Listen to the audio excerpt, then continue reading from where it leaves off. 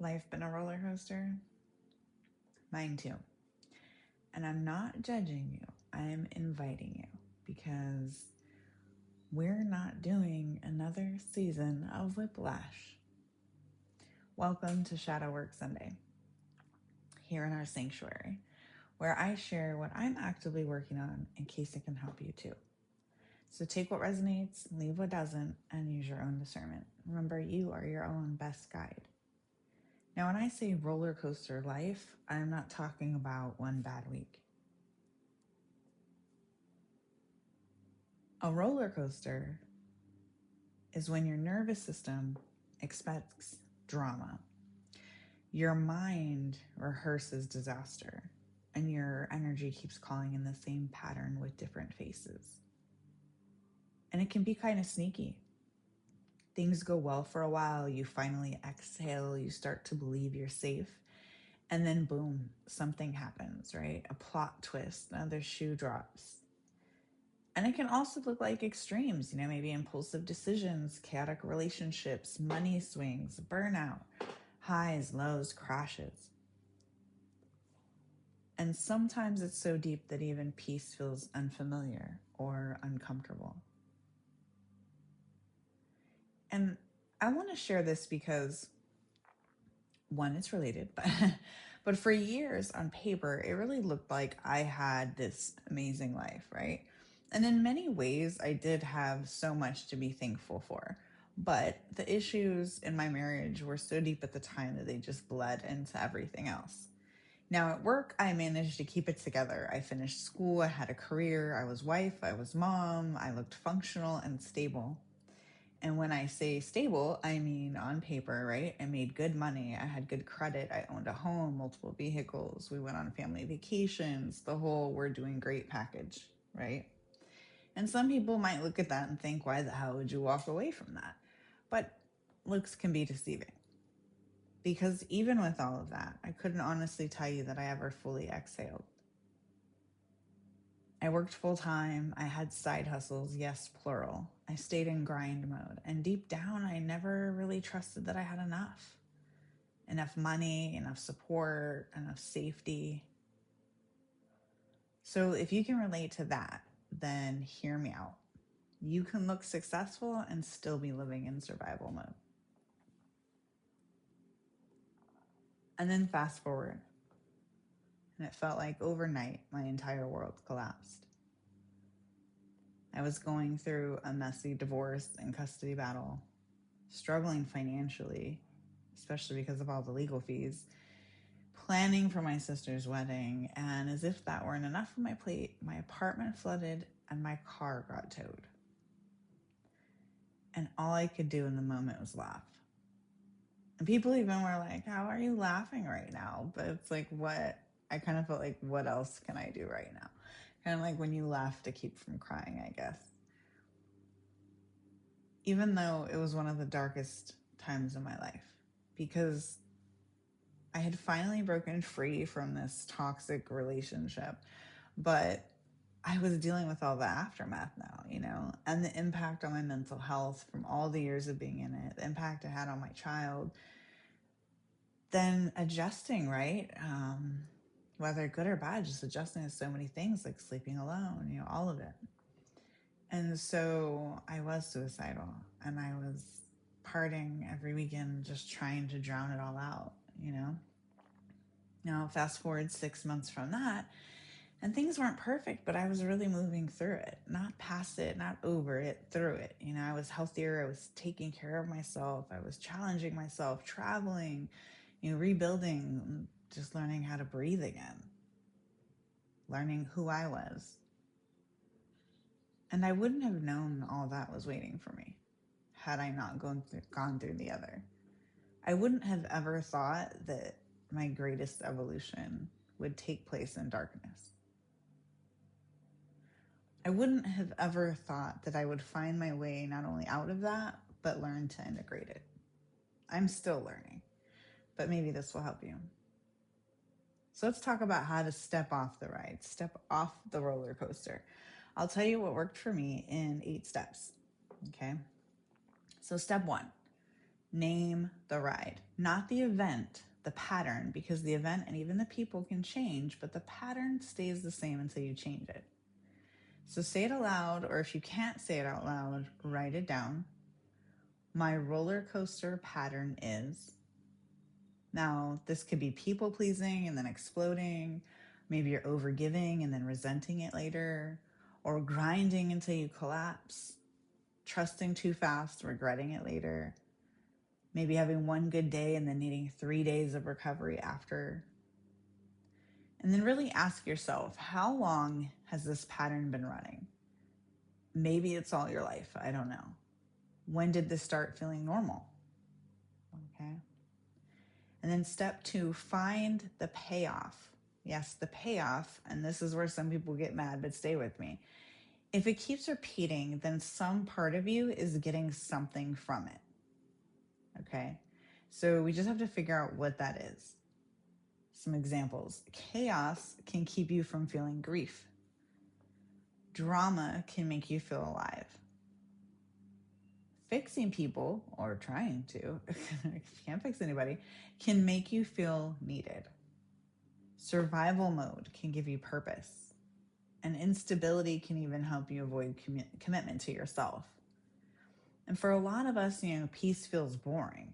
Calm feels suspicious, like you're waiting for the real thing to happen.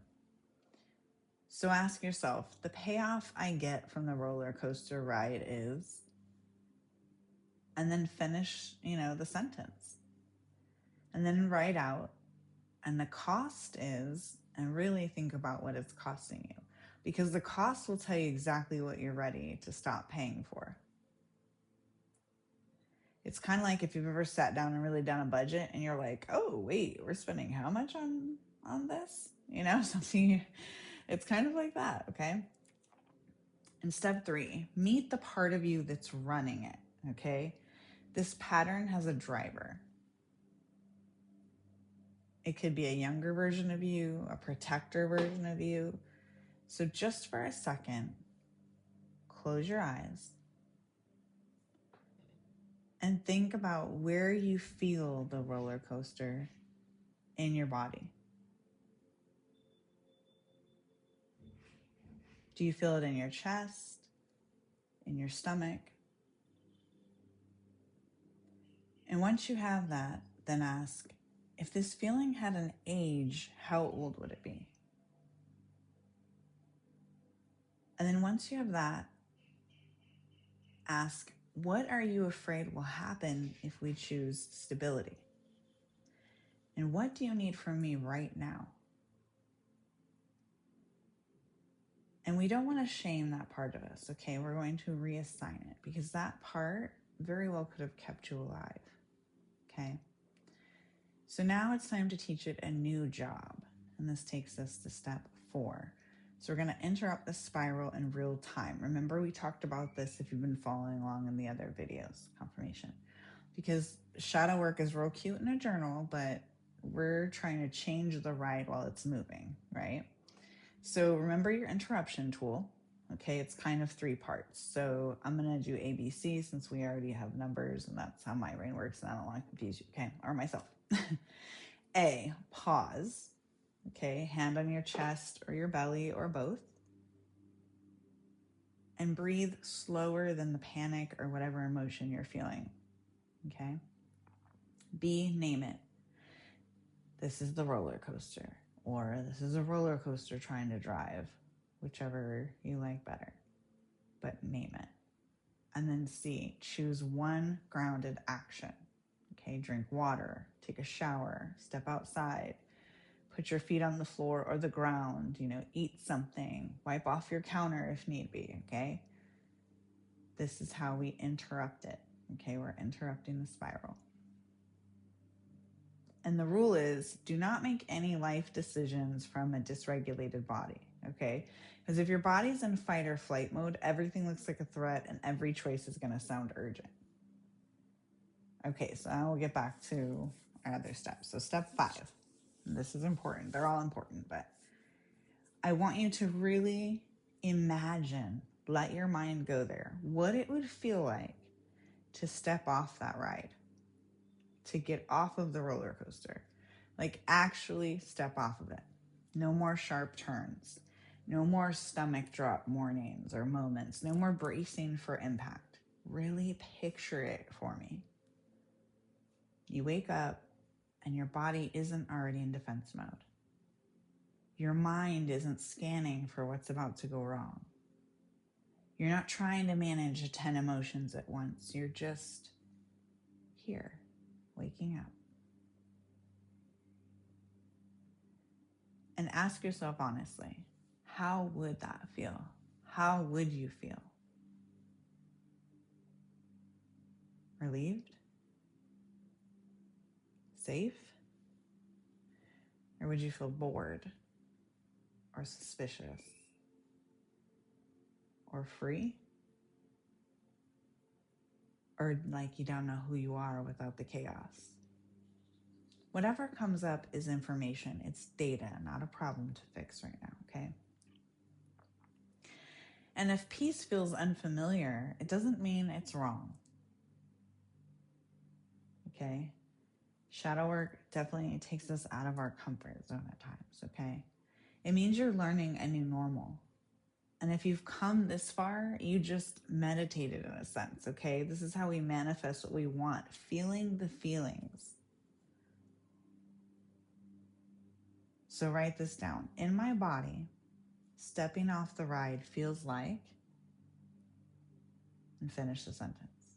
And then in my life, stepping off the ride looks like, and finish the sentence.